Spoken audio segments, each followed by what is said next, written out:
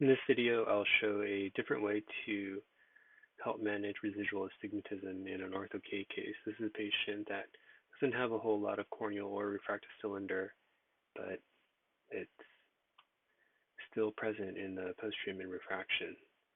And the lens is not perfectly centered. The anatomy of the cornea is a little bit tilted. And with a higher refractive error, we're not going to be able to get a very large treatment zone. So if we're not able to get a very large zone, or we're not able to center that zone really well over the visual axis, then sometimes we can use some toricity in the periphery to help address residual astigmatism. And a couple more traditional ways to do that are to create some toricity in the base curve by increasing the demand. In this case, it'd be in the vertical meridian for with the row cornea. Another way is to add some ovalness to the treatment zone.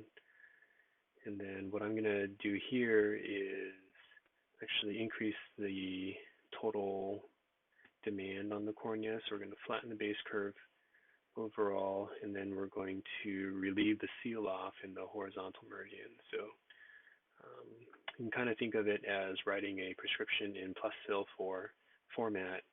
We're going to correct the total power of the cornea with the base curve, and then relieve seal off in the horizontal meridian where we don't need as much correction, so that we don't get an overcorrection, and instead we just hopefully take care of the cylinder.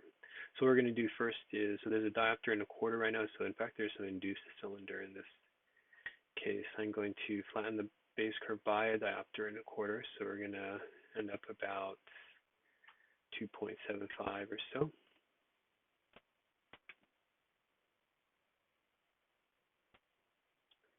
And this is going to take a few clicks. I'm just going to pause the video in the meantime. We're now at the new base curve.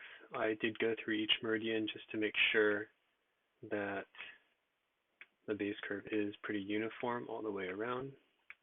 In some of these, you can see that the graph has some weird kinks to it, and so those are just irregular software calculations. Because we're going to make other changes to the lens, we're not going to deal with those right now. We'll make those other changes first. So now we're going to relieve the seal off in the horizontal meridian. We'll do this in 50% mode because we only want it in this direction. And so we're currently in this specific clock hour, 776 and 2035. So I'm going to decrease sag here by 20 microns. So we'll have 756, but we want to keep the edge the same at 2035. So 756 and 2035.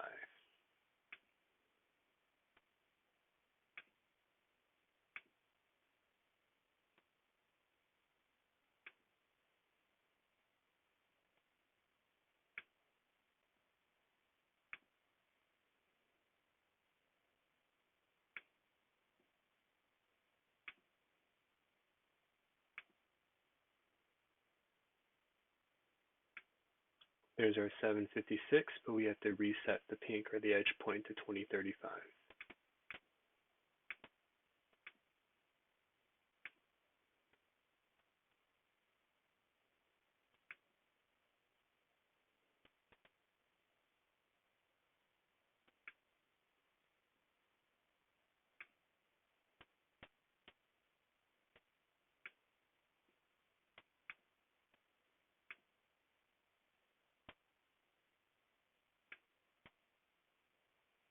Okay, so now we're at target. This is a G-SIM lens, so the change we made on this side will be automatically mirrored on this side.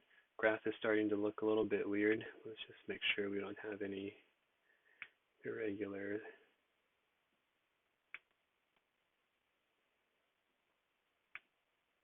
This one looks a little bit off. So I'm going to go into 25% mode and just give this one or two clicks and see if we can get the graph to smooth out. That looks better.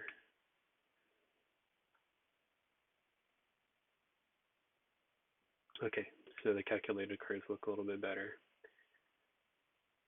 And so now we have a lens where more of a conventional fit in the vertical meridian with a pretty flat base curve to address the total power of the cornea, or the highest power of the cornea, I should say. And then in the horizontal meridian, we have a lens where there's reduced seal off right at the back of the reverse curve, and what this will result in, or what we're hoping it results in, is less treatment in this meridian so that we don't have the residual cylinder that the patient's got right now after treatment.